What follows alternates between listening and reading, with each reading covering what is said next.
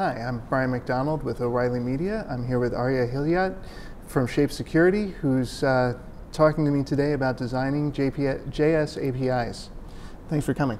Thank you. So tell me first, why is a good API important? So a good API important is because it promotes good readability.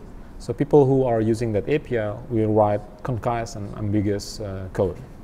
So what are some of the simple things that you can do to make your API better? So there are several strategies to design a good API. My first example is usually static polymorphism, where you use same function names or property names if you want to, for example, display a text for, say, radio buttons or checkbox or push buttons, because they all are very similar. The same thing with, for example, progress bar and slider. Right. They usually have minimum values and maximum values and the current values. It makes sense to use the same names for those set of properties. That makes sense. So why does nobody read the API documentation? Wouldn't that make it easier? Nobody reads the API documentation primarily because usually when we make a program, we take in examples and modify it. So we hardly start from a clean slate and then look at the API docs and then start to write some docs.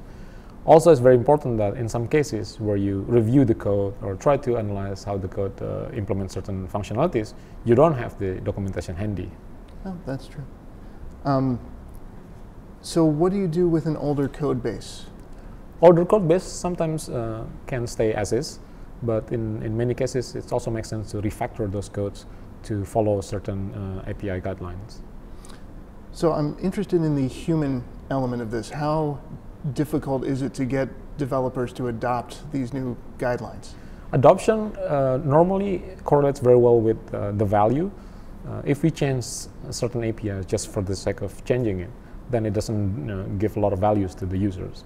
But if we can show that by changing the API or introducing a new API and obsolete the old one, the code that the programmers are coding or implementing will be less ambiguous, then people will see the values and then they will appreciate that. So you have to sell the developers on it. We have to sell them. So is there anything that can be done to automate this process to make it easier on the developer? Automation involves two steps. First, we can create the tools that converts all function names and property names that have been deprecated into new ones. That is entirely possible. However, care must be taken here because in some cases you don't want to rename wrong things. Right. So it's very important to not to just brute force renaming everything. The second important automation is that you need to provide a set of tools to detect the usage of bad API. For example, if there are Boolean traps or double negative in property names, names that should not be used anymore should be detected by those automated tools. And do you have to write your own, or are there suites available for doing this testing? Right now, there are no off-the-shelf tools that can do that. However, there are many different components and frameworks that allows you to mix and match and then build your own tools. It's good.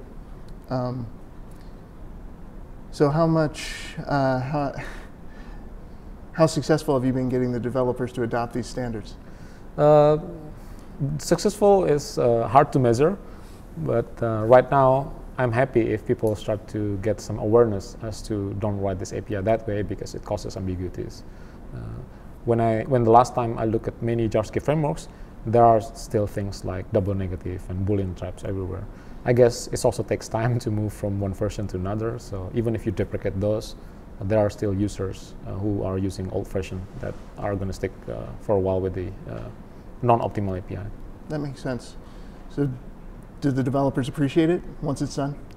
In many cases, when you see these patterns, you have the feeling that something is wrong, but you cannot formalize it. But as soon as you have the descriptive names or guidelines as to what not to do, then usually it makes sense. More readable code's good for everybody. It's good for everyone. All right. Thanks very much for your time. Thank you very much. Appreciate it.